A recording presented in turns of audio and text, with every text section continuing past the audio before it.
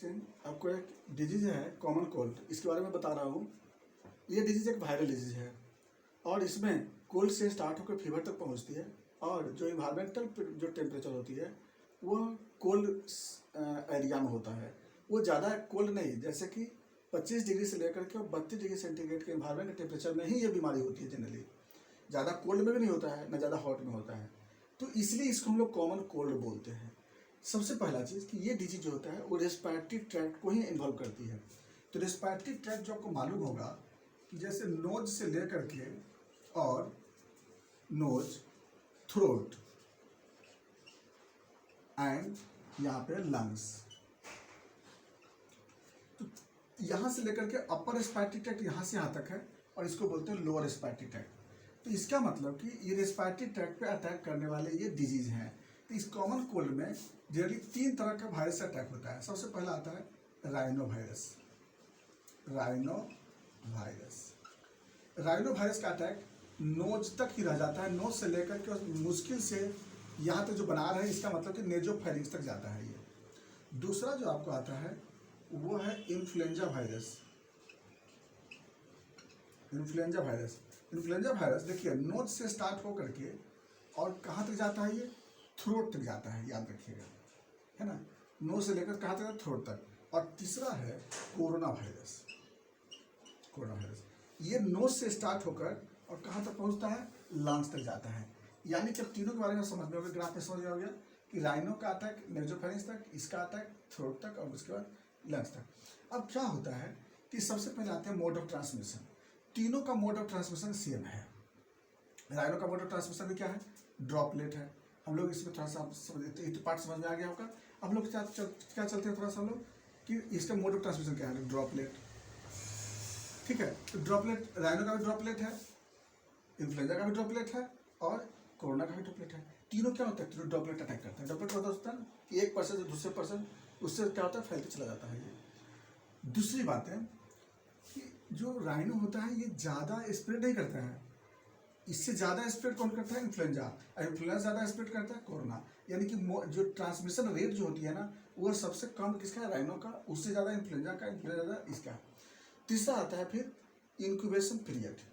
Rhino का incubation period जो होता है वो 6 आवर से लेकर के, आते हैं इंक्यूबेशन पीरियड में 6 आवर से लेकर के और 12 घंटा तक होता है, 6 घंटा से लेकर 12 घंटा तक। इन्फ्लुएंजा का जो होता है वो 1 से लेकर के 2 दिन तक होता है और कोरोना का 2 दिन से लेकर के 14 दिन तक होता है। तो इस तरह से क्या होता है कि ये अटैक आपको अटैक करता है। लेकिन जो इंसिडेंस है कॉमन कोल्ड का, मोर इंसिडेंस कौन है, राइनो वायरस, याद रखिएगा। Rhino virus is the more incidence of the common cold, but very इससे कम क्या है, इन्फ्लुएंजा, और ये बहुत कम है। जो कोरोना का मेन अटैक कहाँ पे होती है, मेन उसका अटैक होता है लंग्स पे अटैक होता है। कोरोना का अटैक अपर रेस्पिरेटरी पे नहीं होती है, लेकिन वो जाती तो है ना, वहाँ से होते हुए गुजरती है हुआ, इसलिए वहाँ पर अटैक कर सकता है ये। नेक्स्ट आते हैं फिर हम लोग डिजीज पीरियड। जो राइनो वायरस का जो डिजीज पीरियड होता है राइनो वायरस का, तो राइनो वायरस का डिजीज पीरियड आपको मिलेगा 3 to 4 डेज। इन्फ्लुएंजा का मिलेगा 9 से लेकर के 12 दिन तक और कोरोना का मिलता है 15 दिन से लेकर 25 दिन तक। यानी कि जितना दिन तक वो डिजीज पीरियड उनमें रहता है ये। चलो अगला जो हम लोग आते हैं, हम लोग तीनों में डिफरेंस हम लोग समझते हैं। तो सबसे पहला कि राइनो वायरस में ज़्यादातर सिम्टम कहाँ मिलेगा, नोज में, है ना। और इसका इन्फ्लुएंजा का ज़्यादा सिम्टम कहाँ मिलेगा, थ्रोट में, और इसके ज़्यादा सिम्टम कहाँ मिलेगा, लंग्स में मिलेगा। तो सबसे पहले आते हैं राइनो वायरस का सिम्टम क्या मिलेगा, तो irritation in nose, rainy nose, उसके बाद नेजल ब्लॉकेज, स्मेल लॉस कर जाती है उसमें।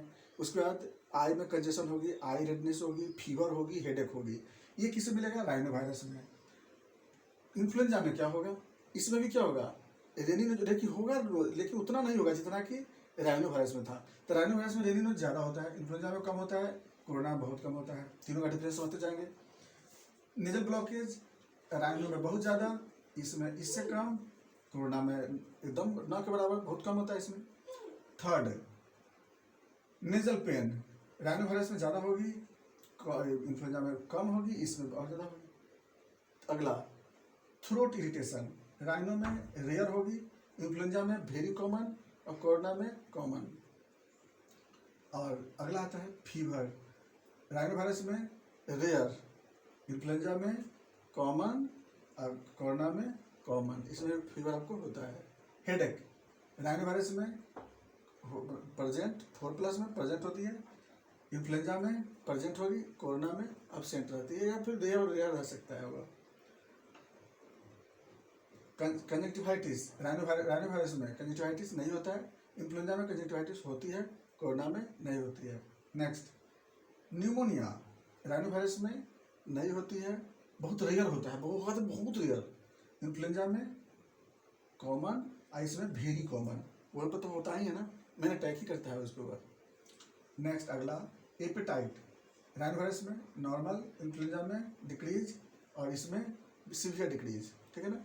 तो इस तरह से क्या होता है कि सिम्टोमेटिकली भी हम लोग डिफ्रेंशिएट इसको कर लेते हैं। नेक्स्ट आते हैं फिर हम लोग कॉम्प्लिकेशन समझ में आ गया कि इसका राइनो वायरस का कॉम्प्लिकेशन क्या होगी, ओटाइटिस मीडिया, फिर उसका फ्रेंजाइटिस, इसका क्या होगा फ्रेंजाइटिस, ब्रोंकाइटिस, और फिर इसका क्या हो जाएगी निमोनिया, ब्रोंकाइटिस निमोनिया। सीओपीडी हो सकता है, लेकिन सीओपीडी नहीं होता है, निमोनिया होता है इसमें। नेक्स्ट हम लोग आते हैं फिर सीओपीडी, इसके नहीं दूसरे डिजीज बताएंगे आपको हम। तो अगला जो होता है इन्वेस्टिगेशन जो होता है कराने, इसकी जरूरत राइनो वायरस में कराने की जरूरत नहीं पड़ती है, इन्फ्लुएंजा में जरूरत नहीं पड़ती, लेकिन आप पीसीआर करा के देख सकते हो। कोरोना में पीसीआर कराते हैं तो पॉजिटिव मिलती है। बीएलसी तीनों में लिम्फोसाइट बढ़ा हुआ मिलता है। इसमें जो होता है राइनो वायरस में जनरली कभी कभी न्यूट्रोफिल भी बढ़ा हुआ मिलता है। इसमें हम लोग मैनेजमेंट करते हैं तो तीनों में हम लोग को बेड रेस्ट चाहिए। पहले हम लोग को क्या चाहिए, वार्म वाटर इंटेक कराते हैं, बेड रेस्ट देते हैं, जो खुली हवा में पेशेंट को रखते हैं उसमें सेकेंडरी इन्फेक्शन से बचाते हैं हम लोग। उससे हम लोग क्या करते हैं, वार्म वाटर का ज़्यादा दे देते हैं। उसका एलोपैथिक में कोई दवा ऐसा है नहीं जिसमें, लेकिन हम लोग सेकेंडरी इन्फेक्शन बचाने के लिए एंटीबायोटिक थेरेपी लोग चलाते हैं। Vitamin E, vitamin C tablet उसमें देते रहते हैं इम्यूनिटी पावर क्या करने के लिए, बढ़ाने के लिए। एलोपैथिक में और होम्योपैथिक में देना चाहते हैं तो राइनो वायरस के लिए एकोनाइट, रस्टक्स, डल्कामारा चलाते हैं उसमें। इन्फ्लुएंजा में रस्टक्स, डल्कामारा, इन्फ्लुएंजिनम इसमें देते हैं। आर्सेनिक भी देते हैं, आर्सेनिक दोनों में चला सकते हैं हम लोग। आर्सेनिक तो कोरोना में भी चलाते हैं हम लोग, और फिर आर्सेनिक या फिर इन्फ्लुएंजिनम ये हम लोग कोरोना वायरस में देते हैं हम लोग। तो इस तरह से हम लोग ट्रीटमेंट कर सकते हैं, इस तरह से मैनेजमेंट करते हैं। यही था मेरा कॉमन कोल्ड, और ये बहुत कॉमनेस्ट डिजॉर्डर है। बाकी बात हम लोग नेक्स्ट वीडियो में चलते हैं।